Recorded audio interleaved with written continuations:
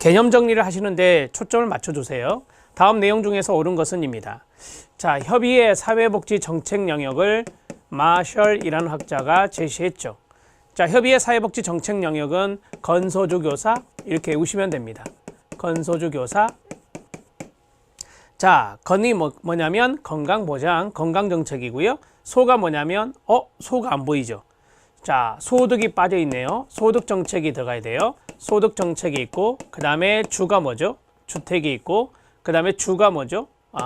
교가 뭐죠? 교육이고, 사는 사회복지 서비스 정책입니다. 그럼 여기에서 고용 정책이 빠지고 소득 정책이 들어가야 돼요.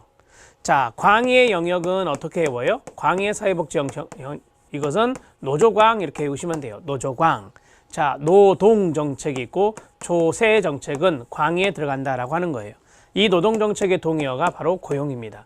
고용, 노동부 그러잖아요. 그래서 고용 정책과 노동 정책이 같은 말이고요. 조세 정책 이 두 가지가 포함되면 광의가 된다. 이렇게 보시면 됩니다. 1번 탈락.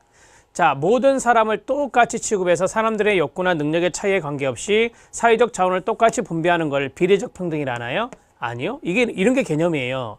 이런 것을 수량적 평등이라 하죠. 수량적 평등의 동의어는 결과의 평등이라고 합니다. 수량적 평등의 동의어는 결과의 평등이라 한다. 이렇게 보시면 되고요. 세 번째, 개인의 욕구, 능력, 기여에 따라 사회적 자원을 상이하게 다르게 배분하는 것을 평등의 개념으로 상정하는 게 결과의 평등입니까? 아니요. 이게 바로 비례의 평등이죠. 비례적 평등이라고도 하고요. 비례적 평등이라고 쓰겠습니다.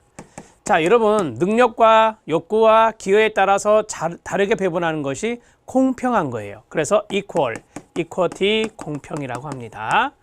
자, 기회의 평등은 결과의 측면은 무시한 채, 이게 무슨 말이냐면 결과까지는 보장해주지 않는다라고 하는 거예요. 자, 결과를 얻을 수 있는 과정상 기회만을 똑같이 해주는 소극적인 개념이다. 맞습니다. 우리가 이제 기회의 평등의 동의어가 그래서 소극적인 개념이에요. 결과까지는 보장해주지 못한다. 하지만 과정의 기회는 공평하게 줄게, 똑같이 줄게. 그래서 기회균등이라는 말 들어보셨잖아요. 이게 바로 소극적 평등이라고 합니다. 소극적 평등이 기회평등과 동의어가 된다.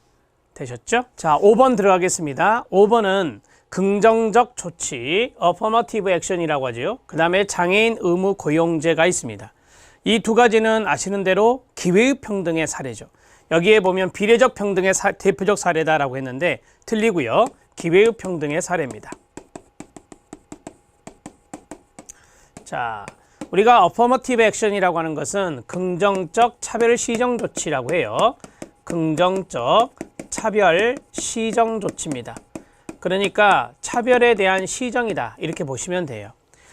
여성이 노동시장에 나가는 데 있어서 좀 걸림돌이 있다. 그래서 양성고용 평등제를 만들어 놨고, 자, 농어촌의 학교에 있는 고등학생들이 대학에 진학할 수 있도록 농어촌 특별전형이란 걸 만들어 놓고, 장애인이 직장을 잘 잡을 수 있도록 일자리를 얻을 수 있도록 장애인 의무 고용제라고 하는 것을 하고 있죠. 이런 것들이 다 사회적인 약자분들, 소수자분들을 위해서 기회를 드리는 거예요. 그래서 결과까지는 보장해 주지 못하지만 여기에서 어느 정도의 능력을 발휘할 수 있는 그런 기회를 드리는 것이죠. 과정상 기회를 드리는 겁니다. 그래서 기회의 평등의 사례가 된다. 답은 4번입니다. 자, 우리는 첫 번째 문제에서 협의와 광의의 사회복지 정책 영역을 보았고, 그 다음에 평등의 내용을 봤습니다. 비례적 평등과 결과의 평등과 그 다음에 기회의 평등 봤고요. 기회의 평등의 사례까지 말씀드렸습니다. 4번이 답이고 2번 문제 들어갑니다. 자, 사회복지 정책의 가치가 나왔는데요. 옳은 것을 찾기입니다. 대개 우리가 사회복지 정책의 가치 할 때 이 자유라고 하는 녀석이나 평등이라고 하는 녀석들이 기본적으로 들어가요. 자유와 평등 이런 것들은 사회복지 정책의 가치에 해당됩니다. 자, 소극적인 자유, 적극적인 자유 개념입니다. 이것도 다른 사람의 간섭 또는 의지로부터의 자유를 말하고 능력의 측면을 강조한다. 아닙니다. 능력은 적극적인 자유거든요. 간섭받지 않을 기회를 이야기하는 거예요. 그래서 기회의 측면을 이야기하는 겁니다. 기회의 측면을 이야기한다. 그러면 적극적 자유는 자신이 원하는 것을 할 수 있는 자유를 말합니다. 이게 기회가 아니라요, 능력을 말합니다. 자, 능력의 측면을 이야기하는 것이 바로 적극적 자유죠. 더 쉽게 말하면 능력 발휘할 수 있는 자유입니다. 능력 발휘할 수 있는 자유, 이것을 우리는 적극적 자유라고 말합니다. 자, 그 다음에 3, 4, 5는 이미 시험에 출제된 것이니까 꼭 알아놓으셔야 되는데요.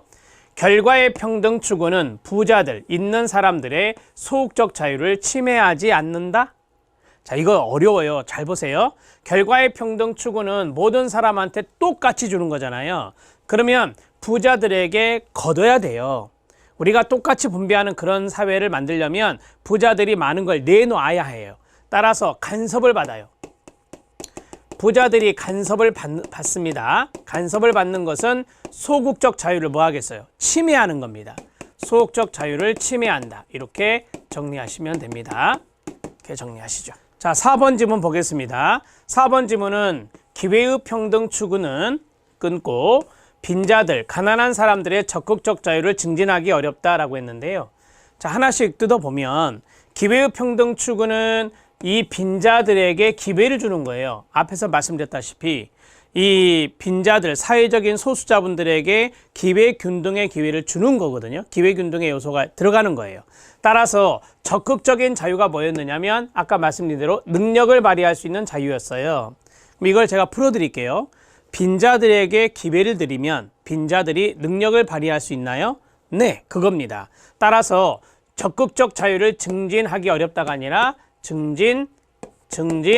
적극적 자유를 증진한다, 증진시킨다, 이렇게 보시면 됩니다. 자, 이런 것들이 다 시험에 출제된 겁니다. 결과의 평등을 추구하다 보면 부자들에게 거둬야 하니 부자들이 간섭을 받아서 소극적 자유가 침해되고, 그 다음에 빈자들에게 기회를 주면 빈자들이 능력을 발휘할 것이니 적극적 자유가 증진되는 겁니다. 이해되셨죠? 마지막 기회의 평등 추구가 나왔어요. 이건 소극적이라고 말씀드렸잖아요. 그 다음에 결과의 평등 추구가 나왔어요. 이건 적극적이라고 할 수 있어요. 왜냐하면 모든 사람에게 똑같이 분배하는 거니까. 그래서 기회의 평등 추구보다 결과의 평등 추구가 빈자들의 적극적 자유를 더욱 증진하는 데 유리하다라고 했어요. 4번 지문은 기회평등 하나인데 5번 지문은 기회와 결과의 평등을 비교했잖아요. 제가 아주 쉽게 말씀드리면 기회의 평등은 소극적인 녀석이에요. 결과의 평등은 적극적인 녀석이에요. 그러니까 빈자들의 적극적인 자유, 즉 능력을 발휘할 수 있는 자유가 더욱더 증진되는 데 유리한 것은 당연히 적극적인 평등 추구가 되겠죠. 그래서 5번 지문이 맞습니다. 이렇게 정리하시면 돼요. 자, 1번부터 4번까지는 틀렸는데 1번에 어디가 틀렸죠? 기회의 측면이 소극적 자유다. 2번 어디가 틀렸죠? 능력의 측면이 적극적 자유다. 3번은 말씀드렸어요. 4번도 2번씩 말씀드렸으니까 이해되실 거예요. 답은 5번입니다. 소극적 평등은 기회의 평등이고 적극적인 요소가 가미된 평등은 결과의 평등이니 빈자들의 적극적 자유를 증진하는 데 유리한 것은 적극적인 평등인 결과의 평등 추가될 거다. 5번 지문도 시험에 나왔던 거예요. 자, 정리가 됐고요. 3번 문제 들어갑니다. 선별주의입니다. 선별주의 반대편에 보편주의가 있는 거 아시죠? 보편주의, 선별주의 반대말입니다. 옳지 않은 것은 선별주의 내용으로 옳지 않은 것입니다. 국가의 개입과 역할이 최소 수준으로 제한되며, 네, 여기까지 선별주의 맞죠? 가족과 공동체, 이웃이라고 생각하면 돼요. 시장의 욕구 충족과 자원 배분의 최적 수단으로 강조된다? 네, 맞습니다. 쉽게 말씀드리면 이거예요. 국가의 개입보다는 시장과 가족의 개입을 강조한다 이거죠. 이게 선별주의잖아요. 자녀적 관점이고. 사회복지를 둘러싼 계층 대립이 약해져서 계층 대립이 약해졌다? 그러면 어떻게 해요? 연대와 결속이 강조된대요. 자, 사회 구성원 사이의 연대와 결속이 강조된다. 이게 바로 보편주의죠. 보편주의는 사회통합 효과가 커요. 보편주의는 사회통합 효과가 큽니다. 사회통합 효과가 크다. 자, 그래서 사회 구성원 간의 연대나 결속 이런 것들이 강조되는 것이 보편주의가 되겠습니다. 스칸디나비아 국가에 있는 북유럽 국가의 복지 선진국도 생각해 보면 돼요. 자, 주요 목표는 자활에 있다. 자활 증진에 있다. 수급 자격은 소득과 자산 조사 과정을 거쳐 결정된다. 선별주의죠. 이런 것들이 선별주의에서 강조하는 거예요. 선별주의 대표적인 정책이 공공부조잖아요. 공공부조가 다 이런 거예요. 그 다음에 국가의 개입은 개인, 가족, 자원봉사 등이 모두 실패한 경우에만 허용한다.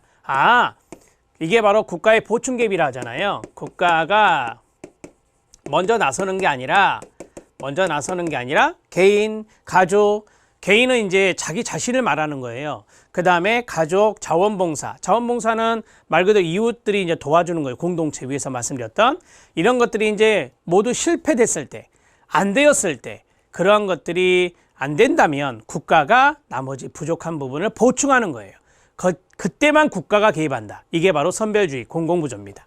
선별주의 복지의 대표적인 나라가 미국, 자유주의 국가죠. 미국이며 신자유주의 경제정책을 실시하고 있는 국가의 공통적 특징이라고 말할 수 있어요. 그래서 신자유주의 국가들이 있어요. 신자유주의 국가들이 바로 선별주의를 지향합니다.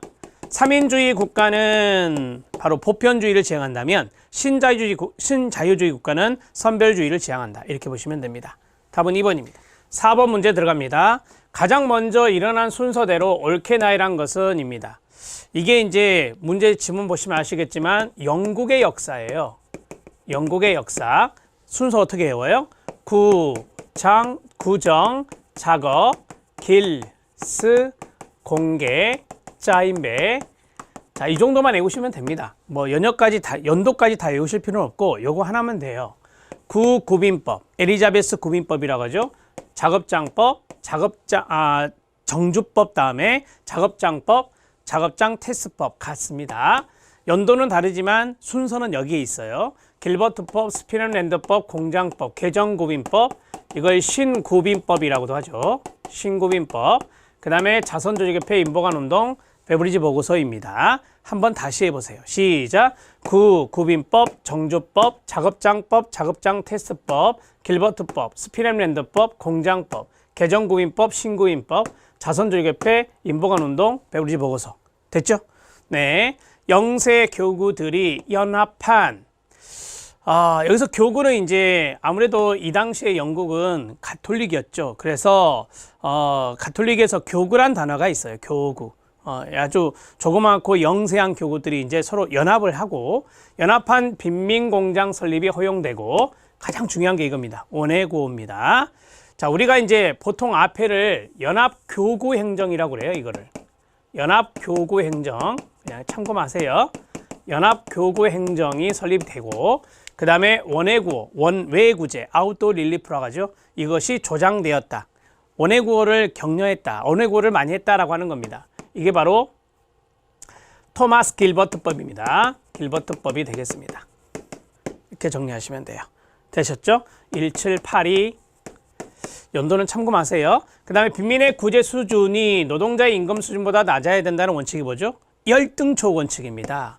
자, 열등초 원칙이 명문화된 거, 열등초 원칙의 명문화는 바로 신구빈법에서 이루어지죠. 개정구빈법, 신구빈법은 1834입니다. 1834 이렇게 정리가 되고 그 다음에 수당으로, 얘 가족수당이에요. 가족수당. 가족수와 빵값을 기준으로 수당을 줬으니까 가족수당이라고 해요. 수당으로 저임금 노동자의 임금을 보충해 줬대요. 자, 이 제도가 제정되었다. 이게 바로 일명 버크셔 빵법이라고 하는 스피넴랜드법이 됩니다. 스피넴랜드법 1795가 되겠습니다.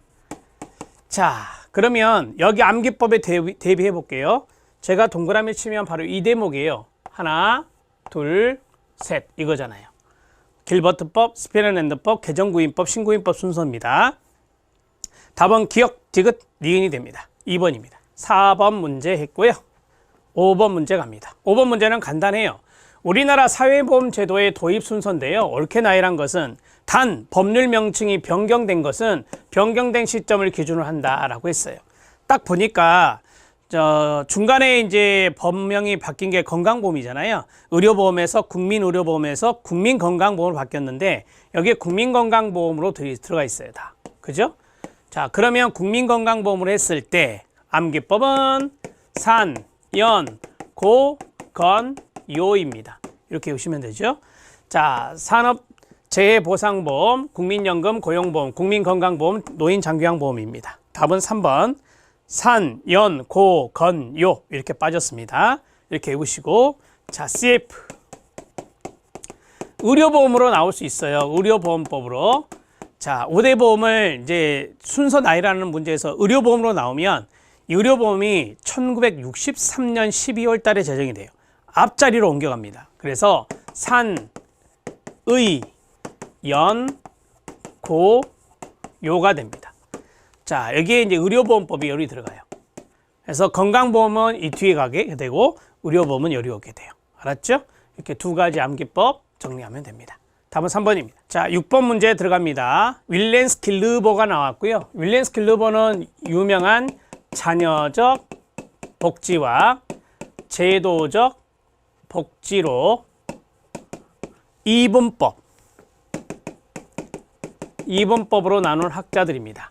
제시한 사회복지 개념에 대한 설명으로 옳지 않은 것은 이다. 1번 전통적으로 자녀적 개념의 사회복지가 강했으나 산업화가 진전되면서 제도적 개념이 강조되었다. 네, 맞습니다. 과거에는 자녀적이었지만 현재는 제도적 개념이 강조되고 있죠. 2번 자녀적 개념의 사회복지는 가족이나 시장 경제가 제 기능을 원활히 수행하지 못할 경우에 끊어요. 파생되는 문제를 보완한다. 또 해소하기 위한 제도로 필요하다고 보았다. 네, 맞습니다. 먼저 가족과 시장 경제가 개입을 하는데 제 기능을 수행하지 못하면 국가가 보충 개입하는 거예요. 자, 그 다음에 세 번째, 자녀적 개념의 사회복지는 소극적이고 한정적인 사회복지 개념입니다. 그래서 복지 대상자를 사회적 약자나 요보 대상자로 뭐한다? 제한하는 겁니다.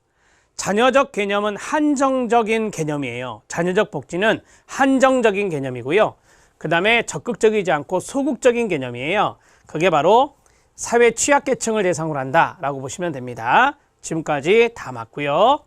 자, 네 번째, 제도적 개념의 사회복지는 사회 문제 발생 원인에 있어 그 다음에 가로 사회 책임을 강조한다. 네, 맞습니다. 이 제도적 개념의 사회복지가 바로 사회 책임이고 그 다음에 자녀적 개념의 사회복지는 개인적인 책임으로 생각하죠. 그럼 5번이 잘못됐다는 건데 자녀적 개념의 사회복지는 사후, 치료적 성격이 강하고 예방적 기능은 존재하지 않는다. 이게 틀렸어요. 자녀적 개념도 예방적 기능이 있어요. 자녀적 개념도 예방적 기능이 미약하게 존재합니다. 자, 미약하게 존재하는데 그 대표적인 사례가 빈곤 예방을 위한 자활입니다. 자활. 이렇게 정리하시면 돼요. 대개 우리가 이제 빈곤 예방의 자활을 누굴 대상으로 많이 하죠? 차상위자입니다. 차상위자를 대상으로, 그래서 차상위자가 자활급여를 참여할 수 있잖아요. 그래서 차상위자를 대상으로 하는 자활 정책이 일명 빈곤 예방 정책이 될 수 있다. 그래서 자녀적 개념에서는 사후적이고 치료적이고 예방적인 기능이 있다라고 보시면 돼요. 그러나 예방적 기능이 강한 것은 제도적 개념의 사회복지고요. 예방적 기능이 존재하지 않는다 하면 안 돼요. 예방적 기능이 미약하게나마 존재한다는 것도 알아두시면 좋습니다. 답은 5번입니다. 자, 7번 문제 들어가겠습니다. 7번 문제는 사회복지 정책 발달 이론입니다. 상당히 많은 이론들이 있죠. 내용 연결이 옳은 것은입니다. 1번은 다원주의 이론, 2번 엘리트론, 3번 음모이론, 4번 확산이론, 마지막은 존 롤스의 사회정의론 또는 정의론입니다. 자, 첫 번째에서 낙관적, 문제 해결 중심의 시각이며 사회복지 정책을 국가의 자선활동으로 여긴다. 뭡니까? 네, 사회양심이론입니다. 사회양심이론이 바로 이거예요. 사회양심이론은 국가의 자선으로 인해서 빈민이 있다. 그러면 그 빈곤 정책을 펼쳐서 빈곤 문제를 해결하고자 하는 낙관적 관점을 갖고 있습니다. 다원주의 아니고요. 사회복지 정책 발달은 사회통제가 힌트, 노동규범을 강화하기 위한 엘리트의 음모로 설명된다. 사회통제와 엘리트의 음모가 결정적 힌트가 돼요. 여기가 뭡니까? 사회통제론입니다. 사회통제론은 이퀄 음모이론이라고 합니다. 두 가지가 동의어예요. 그래서 엘리트의 음모에 의해서 사회통제를 위한 노동규범을 강화하기 위한 사회정책이 발달하게 되는 겁니다. 그 대표적인 사례가 바로 비스마르크의 정책이죠. 자, 비스마르크의 채찍과 당근 정책이 여기에 해당될 수 있습니다. 자, 그 다음에 복지국가 발전은 산업화, 결정적인 힌트 나왔죠? 산업화로 인한 경제 성장과 함께 이루어지는 거다. 음모이론이 아니고요. 수렴 이론이죠. 자, 수렴 이론의 동의어는 산업화 이론입니다. 산업화된 국가에서 적용할 수 있는 것이고요. 산업화가 되면 욕구가 많아집니다. 문제가 많아져요. 그걸 해결하기 위해서는 사회복지 정책이 필요하다. 그 사회복지 정책으로 수렴하게 된다. 그래서 수렴 이론이라고 말합니다. 세계 경제의 선진 자본국가 발전과 제3세계 저개발국가의 저발전 관계를 파악한다. 확산 이론 아닙니다. 이건 종속 이론이라 하죠. 종속 이론이라고 합니다. 확산 이론은 비슷한 정책이 전파되는 거고요. 여기에서는 자, 선진 자본국가가 있다. 제3세계 개도국 개발도상국이라잖아요. 자, 이 개도국이 있는데 선진 자본국가가 여기에 영향을 미쳐서 이 개도국이 발전하지 못하는 저발전이 야기되는 것을 우리가 종속 이론이라고 말해요. 자, 지금까지 다 틀렸죠? 5번 들어갑니다. 존 롤스의 사회정의론은 개인의 기본적인 자유보장의 원칙과에서 끊어요. 자, 우리가 이제 자유를 중요하게 생각해요. 이 존 롤스의 사회정의론도 이거를 우리가 제1원칙이라 하죠. 1원칙이라 하고